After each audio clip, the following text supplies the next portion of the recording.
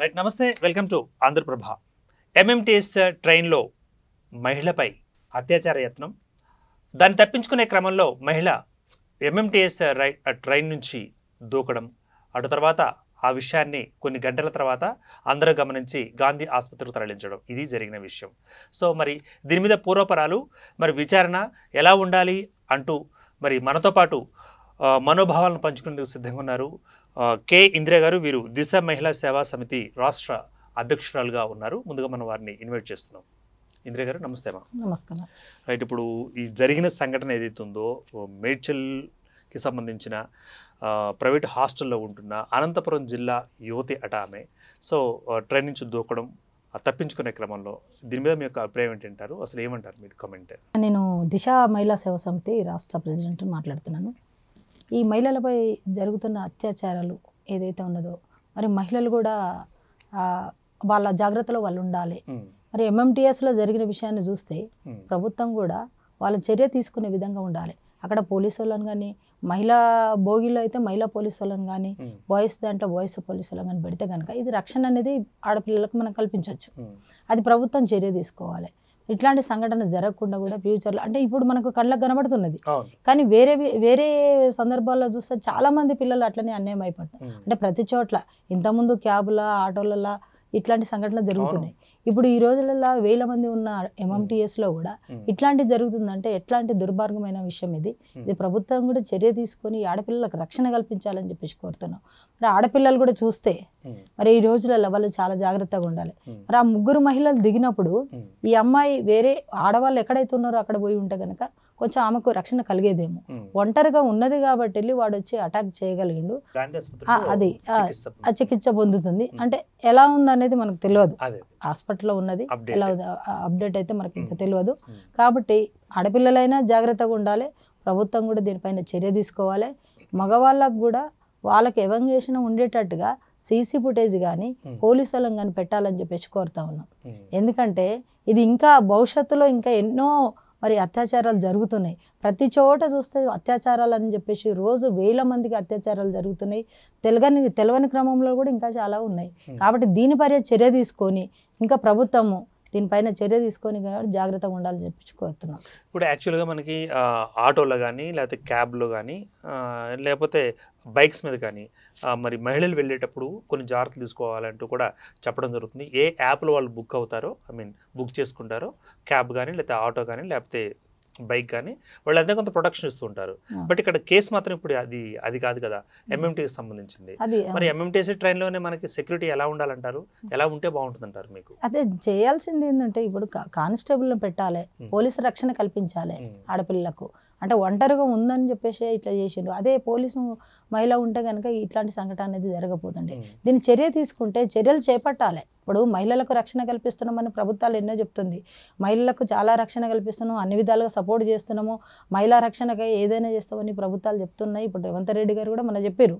కానీ ఇట్లాంటి దానిపైన ఎందుకు చర్య తీసుకోవట్లేరు? ఇప్పుడు ఆ ఆడపిల్లకు అన్యాయం జరిగింది, ఆమె చనిపోతుందో బతుందో తెలియదు. ఇట్లా చాలా చాలా జరుగుతూ ఉన్నాయి. దీనిపైన ఏ విధమైన చర్య తీసుకోవాలి? సీసీ ఫుటేజ్ కానీ అవి ఖరాబ్ అయినా కూడా అవి స్పాట్లో ఉండేటట్టుగా చూసుకోవాలి. వాళ్ళకు రక్షణ కల్పించే విధంగా ప్రభుత్వం ఆలోచన చేస్తేనే కనుక ఇట్లాంటి అత్యాచారాలు జరగకుండా ఉంటాయి, ఇట్లాంటి చావులు అనేది జరగకుండా ఉంటాయి అని చెప్పేసి కోరుతా ఉన్నాం. రైట్. ఇప్పుడు ఇందిరా గారు, అంటే ఇప్పుడు నిందితులు డైరెక్ట్గా వారి దగ్గరికి రావడం, ప్రభుత్వం వారిని శిక్షించడం అనేది కొంచెం కష్టమైన విషయమే. సో మరి అక్కడ ఉండే పోలీసులు కానీ, ఆ సమీపంలో ఉండే ప్యాసింజర్లు కానీ, వారి సమూహంలో ఉండే సమాజం కానీ ఎలాంటి చర్యలు తీసుకుంటే వీటిని తగ్గించే అవకాశం ఉందంటారు? చర్యలు తీసుకోవాలి. ఇది నేను పోలీసు ఉండాలని చెప్పి చెప్తున్నాం కదా, పోలీసు కానీ సీసీ ఫుటేజ్ కానీ ఉండాలి, చర్య తీసుకోవాలి. మేము రక్షణ కల్పిస్తున్నాము, మేము చేస్తున్నాం పనులు అని చెప్పి చెప్పడం కాదు, దాన్ని పాటించే విధంగా అట్లాంటివి కనుక చర్యలు చేపడితే ఈరోజు అమ్మాయికి అనంతపురం నుంచి వస్తుంది అమ్మాయి, అక్కడ సికింద్రాబాద్ నుంచి వెళ్ళి ఇక్కడికి వెళ్తున్న క్రమంలోనే అట్లా జరిగిందని అంటే అది ఎంత అన్యాయం అని చెప్పండి. ఎక్కడ చర్యలు తీసుకుంటున్నట్టు, ఎక్కడ రక్షణ కల్పిస్తున్నట్టు మహిళలకు? కాబట్టి దాన్ని ఏ విధమైన మార్గంలో నడిపించాలి, ఇట్లాంటి మహిళలకు అన్యాయం జరగకుండా, ఇట్లాంటి సంఘటనలు జరగకుండా ప్రభుత్వం చేపట్టాలని చెప్పేసి కోరుతూ ఉన్నాం. రైట్. అంటే ఇప్పుడు ఈ మేడ్చల్కి సంబంధించి ఆ అనంతపురం జిల్లా యువతికి సంబంధించిన ఘటన గడిచి 24 గంటలు ముగియక ముందే మరొక ఘటన కూడా నగరంలో చోటు చేసుకుందంటూ బ్రేకింగ్ న్యూస్లు చూస్తున్నాం. అదేంటంటే బాలీవుడ్కి సంబంధించిన ఒక యాక్ట్రెస్ ఒక షాప్ ఓపెనింగ్కి వస్తే ఆ సాయంత్రం పూట ఒక లాడ్జిలో మకాం వేస్తే అక్కడికి వెళ్ళి ఇద్దరు యువకులు కలిసి ఆమె మీద దాడి చేయడం, లైంగికంగా ఆమెను సహకరించమని కోరడం, ఆ తర్వాత మళ్ళీ డబ్బులు ప్లస్ అవి తీసుకుని పారిపోవడం, ఇదంతా జరిగింది. దీని మీద మీ యొక్క అభిప్రాయం ఏంటంటే? చట్టాలు అనేది కొన్ని చట్టాలు తీసుకొచ్చారు, మహిళల గురించి ఆ చట్టాలు తీసుకొచ్చారు. దాన్ని ప్రభుత్వాలు పాటించట్లేదు, చెప్పడం వరకే చూస్తున్నారు కానీ ప్రభుత్వాలు పాటించట్లేదు. ఇప్పుడు ఏ హోటల్లో అయితే అట్లాంటి సంఘటన జరుగుతుందో దాన్ని సీజ్ చేయాలి. దాన్ని సీజ్ చేస్తే ఇంకోసారి ఆ హోటల్లో ఉన్న మేనేజ్మెంట్ ఏదైతే ఉన్నదో దాన్ని వాళ్ళని రక్షణ కల్పించడానికి కానీ దాన్ని సరిగా మేనేజ్ చేయడానికి మాత్రం గుర్తిస్తారు. కానీ లైట్గా తీసుకొని ప్రభుత్వంగానే ఇంకా బయట వాళ్ళ కానీ దాన్ని లైట్ తీసుకొని ఈరోజు సంఘటన జరిగింది కదా మళ్ళీ రేపు కామన్గా మళ్ళీ మొదలు పెట్టేస్తామని అని దీన్ని వదిలేయడం వల్ల ఏమవుతుందంటే ఈ హోటల్ వాళ్ళకు కూడా భయం లేకుండా పోయేసి ఇప్పుడు హోటల్లో ఆమె బస చేసి ఒక ఓపెనింగ్ గురించి వచ్చినాము, అక్కడ కూడా రక్షణ లేకపోతే ఎక్కడండి మహిళలకు రక్షణ ఉన్నది? ఎక్కడ మహిళలకు రక్షణ అనేది లేకుండా పోతుంది. ఎట్లాంటి అన్యాయం జరిగినా కూడా ఆ హోటల్ కానీ ఏది కానీ దాన్ని ఎమ్మటే శిక్షించి దాన్ని ఎమ్మటే సీజ్ చేసే విధంగా ఉంటే కనుక ఇట్లాంటి మళ్ళీ పునరావర్తన కాకుండా ఉంటాయని చెప్పేసి ఈ సందర్భంగా తెలియజేస్తున్నాను. ఎంఎంటీఎస్ జరిగిన ఘటన ఏదైతుందో దానికి కానీ ఈ బాలీవుడ్ యాక్ట్రెస్ సంబంధించి లాడ్జిలో జరిగిన ఘటన కానీ రెండిట్లో కూడా మనకి కీలకంగా సీసీ ఫుటేజే మనకు కనిపిస్తుంది. సో మరి సీసీ ఫుటేజ్ కొంతమంది మెయింటైన్ చేస్తున్నారు, కొంతమంది మెయింటైన్ చేయట్లేదు, కొన్ని చోట్ల పని చేయట్లేదు. వీటి మీద మీ యొక్క కామెంట్ ఏంటంటారు? సీసీ ఫుటేజ్ ఇప్పుడు మన కమిషనర్ గారు, రాచకొండ కమిషనర్ గారు ఇంతకుముందు గతంలో ఎన్ని వందల సీసీ ఫుటేజీలు పెట్టినాం మేము ఆ స్టేట్లో. అన్ని ఫుటేజ్ వల్లనే మనము దొంగలంగాని పట్టుకోవడం, ఏదైనా సంఘటన జరిగితే పట్టుకోవడం అని చెప్పేసి స్టార్టింగ్లో పెట్టారు, బాగానే ఉంది. ఇప్పుడు అవి పని చేయకపోవడంతో ఈ దొంగలను కూడా దొరకబట్టే పరిస్థితి కూడా లేదు.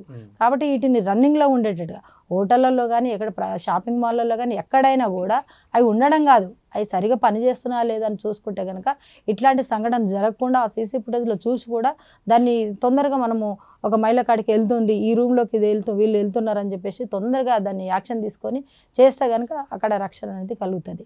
ఆ సీసీ ఫుటేజ్ వల్ల మనకు చాలా ఎవరికైనా కూడా సేఫ్టీ అనేది ఉంటుందని చెప్పేసి తెలియజేస్తున్నాం. రైట్. ఇప్పుడు అంటే ఆ ఘటన నేపథ్యంలో ఇప్పుడు మీరు ఒక అనలిస్ట్గా, ఒక లేడీ ఫైటర్గా మా స్టూడియోకి మేము పిలవడం జరిగింది. సో వచ్చేటప్పుడు మేము కాల్ చేసుకున్నాం, వెళ్ళేటప్పుడు కూడా మేము కాల్ చేసి అమ్మ వెళ్ళారా ఇంటికి అని మేము కాల్ చేసుకుని చెప్పుకుంటాం. అంటే మేము జస్ట్ అప్డేట్ చేసుకుంటాం. అదేవిధంగా ఎక్కడి నుంచో ముంబై నుంచి వచ్చిన యాక్ట్రెస్కి ఎవరైతే షాప్ ఓపెనింగ్కి తీసుకొచ్చుకున్నారో వాళ్ళు మళ్ళీ తిరిగి వెళ్ళేంత వరకు వసతి కల్పించే విషయంలో కూడా భద్రత విషయంలో రాహిత్యంగా ఉన్నారంటూ బయట వినిపిస్తున్నమాట. ఎంతవరకు మీ యొక్క కమెంట్ దీని మీద? వాళ్ళకు రెస్పాన్సిబిలిటీ ఉండాలి కదండి. ఇప్పుడు మనం ఆమెను అక్కడి నుంచి అంత దూరం నుంచి పిలిపిస్తున్నప్పుడు ఒక మహిళ అన్నప్పుడు ఆమె ఎక్కడ ఉన్నది, ఏం చేస్తున్నది, ఆమెకు సెక్యూరిటీ పెట్టాలి. ఆమె వాళ్ళ షాపుకి వచ్చి అది ఓపెనింగ్ చేసి మళ్ళీ పోయేంత వరకు కూడా మేము సెక్యూరిటీగా ఉండాలి, ఆమెకు రెస్పాన్సిబిలిటీగా ఉండాలని చెప్పేసి లేనప్పుడు ఎందుకండి ఇవన్నీ ఎందుకు? అంటే మహిళలను ఇట్లా వాళ్ళకి ఏం జరిగినా కూడా పట్టించుకున్నప్పుడు ఇవన్నీ ఎందుకు చేయాల్సిన అవసరం ఏమున్నది? వాళ్ళు కూడా రక్షణ కల్పించాలి. రక్షణ కల్పించేసి మళ్ళీ ఆమె పోయేంత వరకు కూడా ఇచ్చేయాలి. అంటే ఎవరికి బాధ్యత లేకుండా అవుతుంది. అసలు సమాజంలో చూస్తే ఎవరికి వాళ్ళే స్వార్థంగా చూసుకుంటున్నారు తప్ప వీళ్ళని పిలిపించినాం, వీళ్ళని రెస్పాన్సిబిలిటీగా ఉంచాలి. అటు ప్రభుత్వాలు కానీ ఇటు పిలిచిన వాళ్ళు కానీ ఎవరైనా కూడా రెస్పాన్సిబిలిటీగా ఉంటే కనుక ఇట్లాంటి సంఘటనలు అనేది జరగకుండా ఉంటాయి. కాబట్టి మహిళలైనా కూడా అట్లాంటి వాటికి లొంగిపోకుండా మరి నాకు రక్షణ లేనప్పుడు నేను పోవాల్సిన అవసరం ఏందని చెప్పేసి కొన్నిటికి జాగ్రత్త పడితే కనుక ఇట్లాంటి సంఘటన కూడా జరగకుండా పోతాయి. ఇప్పుడు ఆమెకు డబ్బు పోయి, బంగారం పోయి, ఆమె పరువు పోయేసి ఇన్ని విధాలుగా అంటే సమాజంలో మహిళ చెప్పుకోలేదు కూడా, కొన్ని విషయాలు చెప్పుకోలేదు. కాబట్టి ఇట్లాంటి రక్షణ కల్పించడానికి ప్రతి వ్యక్తి వాళ్ళ బాధ్యత తీసుకొని మహిళకు రక్షణ కల్పించాలని చెప్పేసి దిశ తరపు నుంచి మాత్రం కోరుతా ఉన్నామండి. అదేవిధంగా ఇంద్రియ గారు, ఇప్పుడు ఆకాశంలో సగం, అవకాశాల సగం, మాలో సగం, సమాజంలో సగం అంటూ కూడా ఆడవారిని మనం కీర్తిస్తున్నాం, గౌరవిస్తున్నాం. సో పక్క ఇవి చూస్తూనే ఉన్నాం. దీని మీద మీకు కమెంట్ ఏంటంటారు? ఆడవాళ్ళని చూస్తాను అన్నప్పుడు ఇట్లాంటి సంఘటనలు ఎందుకు జరుగుతాయండి? ఆడవాళ్ళు లేనిది ఎక్కడ ఇల్లు అనేది లేదు. అది తల్లే కావచ్చు, చెల్లే కావచ్చు, భార్య కావచ్చు, ఎవరైనా కావచ్చు. ఇప్పుడు ఆడవాళ్ళు అంటేనే ఇంట్లో సగభాగం అంటారు. శివుడు సగభాగం అని చెప్పిండు కదా. మరి పురాణాల కాంచెలు వస్తున్న ఇదిని మరి ఎందుకు పాటించట్లేరు? అట్లాంటి విషయాలే కనుక సమాజంలో ఉంటే కనుక, ప్రతి వాళ్ళకు బాధ్యతే కనుక ఉంటే కనుక ఆడవాళ్ళ పైన ఇట్లాంటి అత్యాచారాలు అనేది జరగకుండా ఉంటాయి. కానీ ప్రతి వ్యక్తి మాటలతోటి కాకుండా ఆ మహిళను ఒక సిస్టర్గా చూసుకుంటే కనుక ఒక బాధ్యతారహితంగా చూసుకుంటే కనుక మహిళకి ఎక్కడైనా రక్షణ అనేది ఉంటుంది. అది అందరూ పాటించాలి. అందరికీ ఆడవాళ్ళు ఉన్నారు, వాళ్ళకి తల్లి కానీ చెల్లె కానీ భార్య కానీ కూతురు కానీ ఏదైనా కావచ్చు. అది మనలో ఆ ప్రతి మనిషి ప్రతి మహిళ మనలో మన ఇంటి మనిషి లెక్క అని చెప్పేసి అనుకుంటే కనుక ఇట్లాంటివి జరగకుండా ఉంటాయి. అది ఎక్కడ పాటిస్తుంది ఇది సమాజానికి చెప్పడానికి మేము కూడా దిశ తరపుకించి కూడా మేము చాలా సందర్భాలలో మేము చెప్పడం జరిగింది. చాలా దగ్గర కూడా మేము ప్రశ్నించడం కూడా జరిగింది. అంటే మహిళ బయటికి వెళ్ళినంత మాత్రాన ఒక చిన్న చూపుగా చూడడం అనేది అది కరెక్ట్ కాదు. అది సమాజానికి మేము కూడా చెప్తా ఉన్నాం. అది ఏ విధంగానైనా కూడా దాని రూపుమాపాల మహిళను గౌరవించే విధంగా ఉంటేనే కనుక ఇట్లాంటి సంఘటనలు జరగకుండా ఉంటాయి అని చెప్పేసి తెలియజేస్తాం. ఇప్పుడు అదేవిధంగా మరి యాప్స్ కూడా బోల్డెన్ ఉన్నాయి, చట్టాలు బోల్డెన్ ఉన్నాయి. మరి వాటి యొక్క పాత్ర అటు ఉపయోగంలో ఉందంటారా, లేకపోతే ఉపయోగం తగ్గిపోతుందంటారా? అందుకే ఇటువంటి ఘటనలు జరుగుతున్నాయని అంటారా? ఆడపిల్లలకు కూడా ఆ మహిళలకు కూడా వాళ్ళ కొన్ని చోట్ల ఇప్పుడు ఫస్ట్ తల్లిదండ్రి గురువు, తర్వాత వచ్చేసి స్కూల్లో టీచరు గురువు అని అంటారు.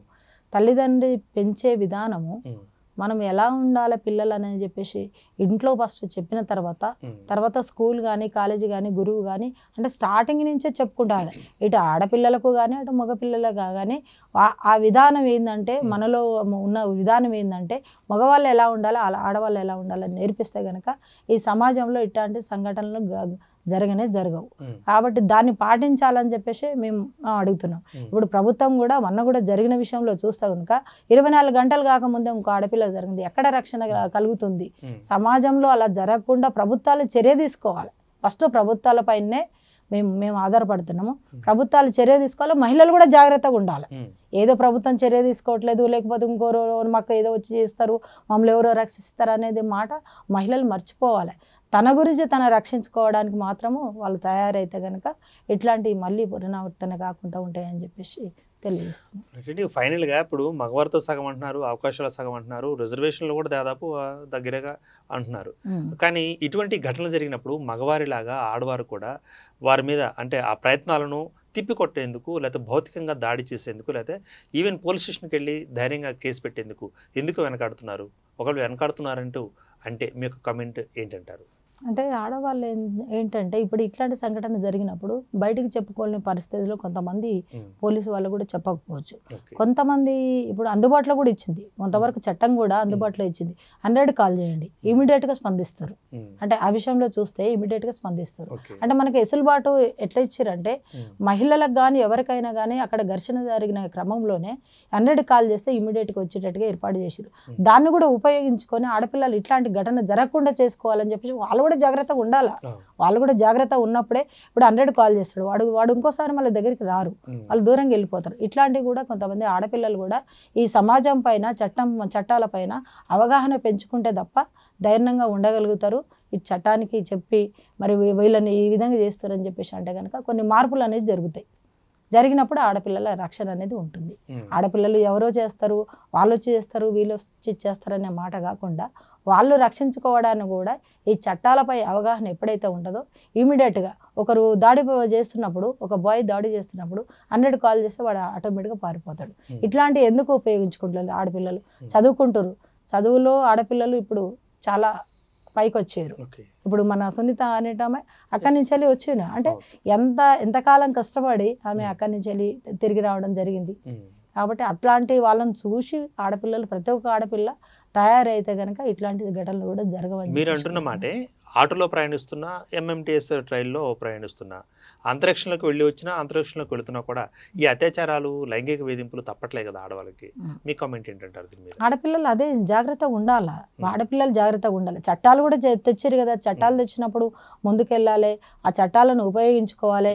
మాపై దాడి జరగకుండా సమానత్వాన్ని ఎట్లా కావాలని చెప్పేసి మహిళలు కోరుకుంటారో మరి మా భద్రత కూడా మేము రక్షించుకోవాలని చెప్పేసి వాళ్ళు కూడా ఉంటే కనుక అవతల వ్యక్తి ఇప్పుడు మీరు ఇక్కడికి స్టూడియోకి రమ్మంటే మనం వచ్చినా మాట్లాడుతున్నాం. అంటే రమ్మడం కాదు, ఒక సమాజానికి ఒక మహిళలకు మేము ఏదో ఒక విధంగా ధైర్యాన్ని చెప్పడానికి మేము ముందుకు వచ్చినాం. ఎందుకు వచ్చినాము అంటే మనం ఇక్కడికి వచ్చి చెప్తేనే కొంతమందినైనా మార్చగలుగుతాం, కొంతమందికైనా తెలియజేయగలుగుతాం అని చెప్పే ఉద్దేశంతో ఉన్నాం.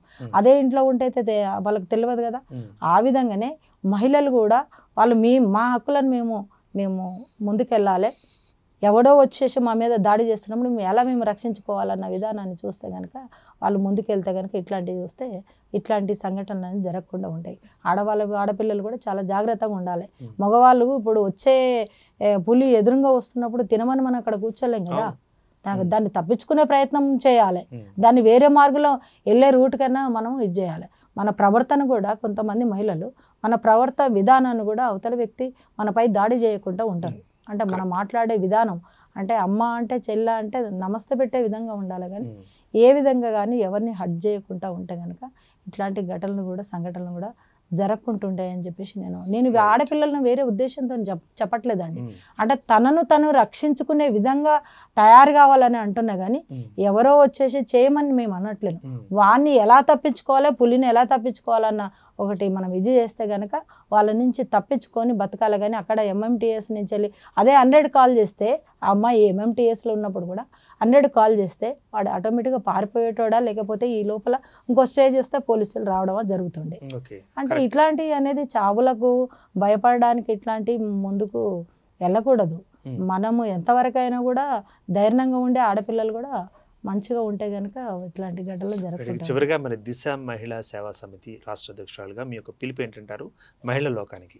మహిళలకు చెప్పాల్సింది ఒకటేనండి, ఎక్కడున్నా కానీ ఇప్పుడు మేము ఎన్నో చోట్ల వెళ్తుంటాం, మాకు బెదిరింపులు వస్తుంటాయి. బెదిరింపులు వచ్చినా కూడా చనిపోతే ఒకటేసారి చనిపోతాం, 2 సార్లు చనిపోవు. కాబట్టి నన్ను చంపుతావా చంపు, నేను నిజాయితీకి నేను ఎక్కడైనా నిలబడతా అని చెప్పేసి నిలబడతా అండి. నేను ఒక మహిళనే కదా, నా ఇంట ఒక 20 మెంబర్స్ ఉన్నారు మహిళలు. ఏ ఒక్కరు కానీ ఎక్కడైనా కూడా మేము భయపడం. అంటే ప్రతి మహిళ అలా ఉండాలని మేము కోరుకుంటున్నాం. ఇవాళ ఒక మహిళకు అన్యాయం జరిగిందంటే అక్కడే కూర్చుంటాం, అక్కడే కూర్చొని ఆ అమ్మాయికి జరిగేంత వరకు, న్యాయం జరిగేంత వరకు ఇప్పుడు కోర్టు చుట్టూ 5-6 నెలలు తిరగాల్సి వస్తుంది. అట్లా కాకుండా 24 గంటలలో వాళ్ళకు మేము న్యాయం చేస్తున్నాం. అంటే మేము ఒక టీం తయారైంది మహిళలకు, వాళ్ళకి చెప్పడానికి, వాళ్ళు ఏ విధంగా ఉండాలి అనే దాని గురించి వెళ్ళి చెప్పడానికి, వాళ్ళకు ఏదైనా అన్యాయం జరిగితే మేము ఉన్నామని చెప్పేసి అక్కడ 24 గంటలలో మేము చాలా సమస్యలు సాల్వ్ చేసినామండి.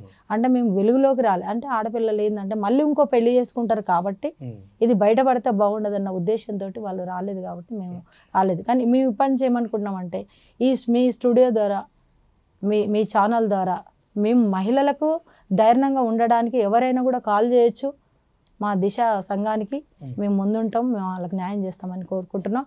మహిళలు కూడా అధైర్యపడొద్దు, ఎక్కడ చావడానికి సిద్ధపడొద్దు, నిలబడి మన శక్తి ఏందో చూపించుకుంటే కనుక ఇట్లాంటి మళ్ళీ పునరుద్ధరణ కాకుండా చేయడానికి వాళ్ళు ధైర్యంగా ఉండాలని చెప్పేసి కోరుకుంటున్నామండి. రైట్ అమ్మా, thanks for the participation Indira గారు. ఇప్పుడు ఇటువంటి కార్యకలాపాలు అంటే ఇటువంటి లైవ్లు లేదా ఇటువంటి డిబేట్స్ మనం ముందు పెట్టుకోకుండా ఉండాల్సిన పరిస్థితి ఏర్పడాలని, అంటే అత్యాచారాలు, లైంగిక వేధింపులు కూడా తగ్గిపోవాలని, ఈ టాపిక్స్ కాకుండా మిగతా టాపిక్ల మీద మనం కలుసుకునే ప్రయత్నం చేద్దాం. So thanks for the participation. Right, మొత్తంగా మనం చూసినట్లయితే కె ఇందిరా గారు వీరు దిశ మహిళా సేవా సమితి రాష్ట్ర అధ్యక్షురాలు ఉన్నారు. తన వెనక 20 మంది మరి మహిళలు కూడా వెన్నుదన్నుగా ఉండి మేము సైతం అంటూ మహిళలు జరిగే అన్యాయాలు కానీ, అత్యాచారాలు కానీ, వారి మీద జరిగే లైంగిక వేధింపులు కానీ మేము కూడా పోరాటం చేస్తామంటూ కూడా వారి యొక్క ప్రకటన చేయడం జరిగింది. అదేవిధంగా ఇప్పుడు జరిగిన ఎంఎంటీఎస్ ట్రైన్ ఎఫెక్ట్ ఇన్సిడెంట్ ఏదైతే ఉందో దాంతోపాటుగా ఆ ఘటన గడవక ముందే 24 గంటలు గడవక ముందే బాలీవుడ్ యాక్ట్రెస్ మీద కూడా ఒక షాపింగ్ కాంప్లెక్స్ ఓపెనింగ్కి వచ్చిన ఆమె సాయంత్రం పూట లాడ్జిలో లేదా హోటల్లో బస చేసేటప్పుడు అక్కడ కూడా ఆమె మీద లైంగిక వేధింపులు, అత్యాచారం చేయడానికి ప్రయత్నించిన వ్యక్తులు, దుండగులను వాళ్ళని కూడా పట్టుకొని పూర్తి స్థాయిలో శిక్షించాలంటూ అప్పుడు మాత్రమే మరి మహిళా లోకం ముందుకు వెళ్ళే అవకాశం ఏర్పడుతుందంటూ తన యొక్క అభిప్రాయాన్ని వ్యక్తీకరించారు ఇందిరా గారు. ఇది ఇవాళ ఎపిసోడ్. మరో ఎపిసోడ్లో మళ్ళీ కలుద్దాం. అంటే కీప్ వాచింగ్ ఆంధ్రప్రభ.